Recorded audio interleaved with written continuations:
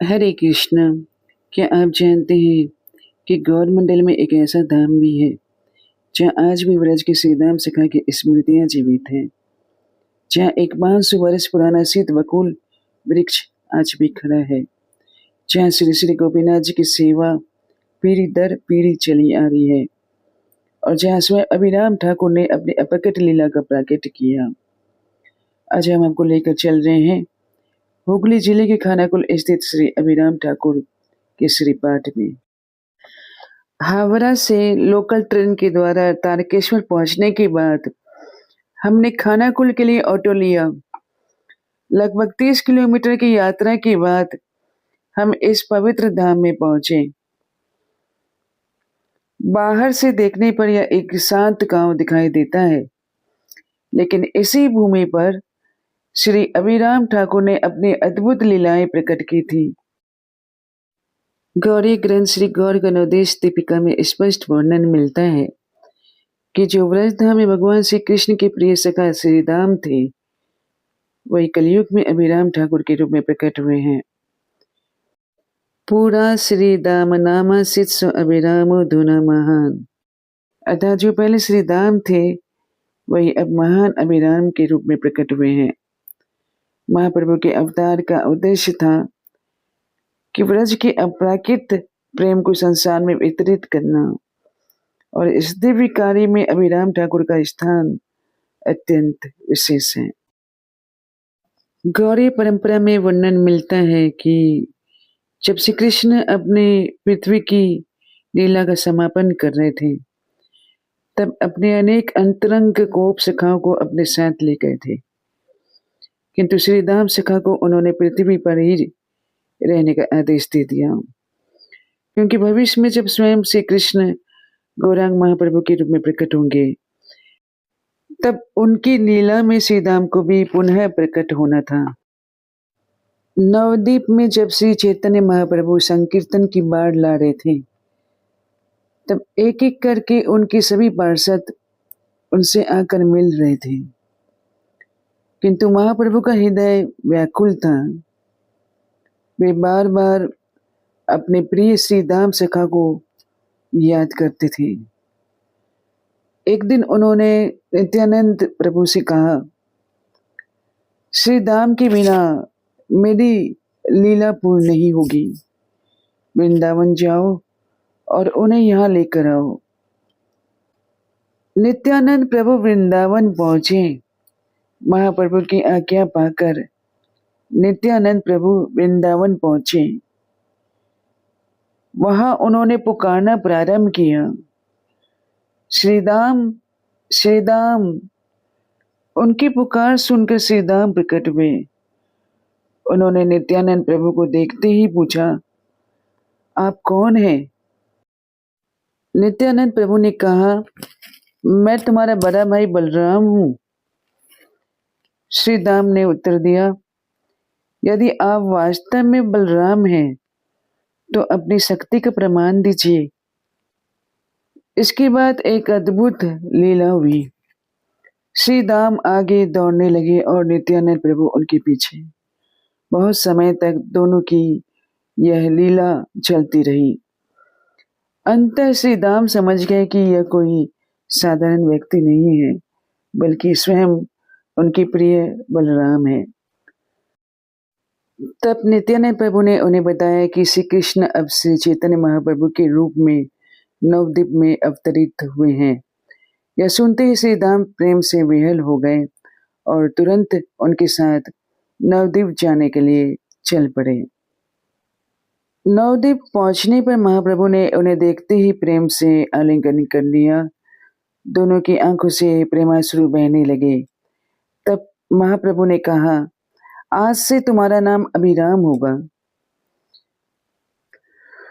उसी दिन से श्री दाम सखा अभिराम ठाकुर के नाम से गौर लीला में विख्यात हुए।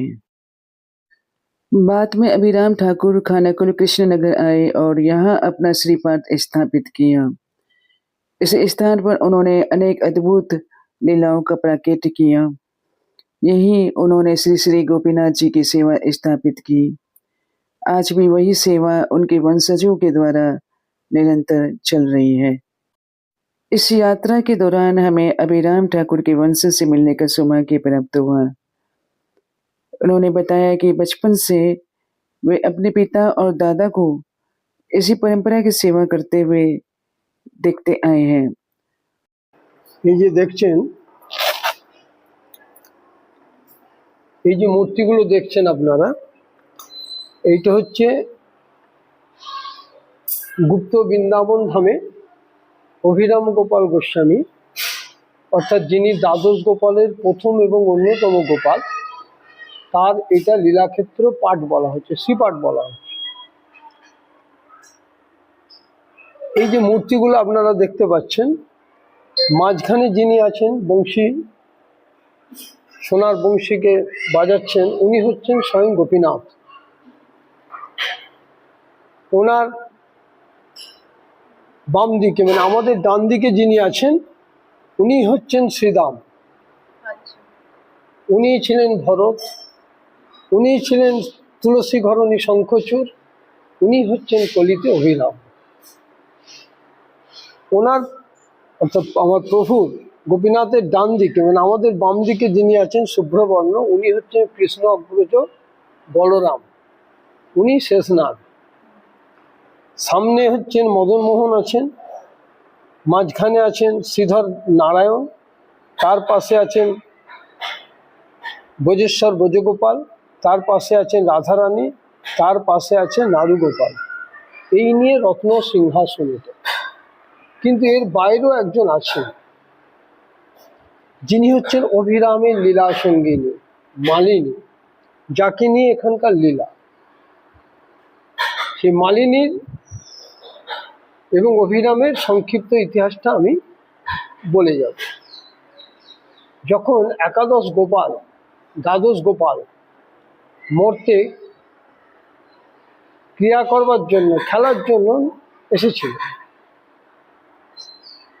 তা খেলা শেষে एकादश गोपाल चले जाए, श्रीदाम के देखे जाएंगे। अभिराम ठाकुर की शक्ति स्वरूपा थी मालिनी देवी। ग्रंथों में वर्णन मिलता है कि वे एक अद्भुत लीला में कन्या रूप में प्रकट हुई थी। बाद में अभिराम ठाकुर ने उनके वास्तविक स्वरूप को पहचान कर उन्हें स्वीकार किया। गौड़ी परंपरा में मालिनी देवी को अभिराम ठाकुर की आंतरिक शक्ति माना जाता है। अभिराम ठाकुर की सबसे प्रसिद्ध पहचान थी उनका जय मंगल चाबुक। वैष्णव परंपरा में कहा जाता है कि इसके स्पर्श से लोगों के भीतर भक्ति जागृत हो जाती थी। श्रीपाठ परिसर में स्थित यह सिद्ध बकुल वृक्ष विशेष श्रद्धा का विषय है। स्थानीय परंपरा के अनुसार इसे स्वयं अभिराम ठाकुर ने लगाया था। जब मैंने इस वृक्ष के दर्शन और परिक्रमा किया तो मन में यही भाव आया कि यह वृक्ष सदियों से इस धाम की लीलाओं का मौन साक्षी बना हुआ है।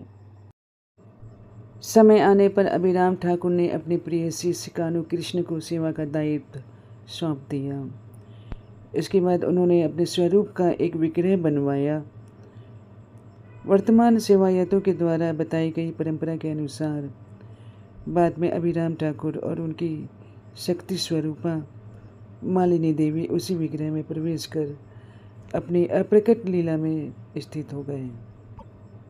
इसी कारण भक्त आज भी उस विग्रह में उनकी जीवंत उपस्थिति का अनुभव करते हैं।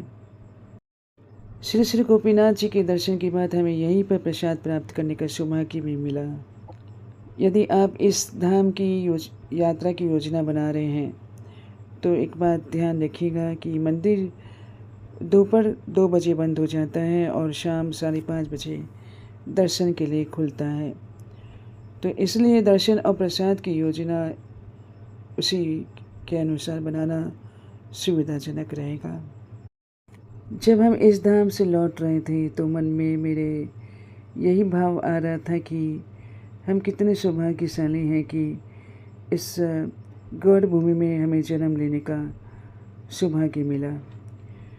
गौरमंडल के इन तीर्थों का दर्शन करना मेरे लिए केवल यात्रा नहीं बल्कि एक आध्यात्मिक अनुभव है।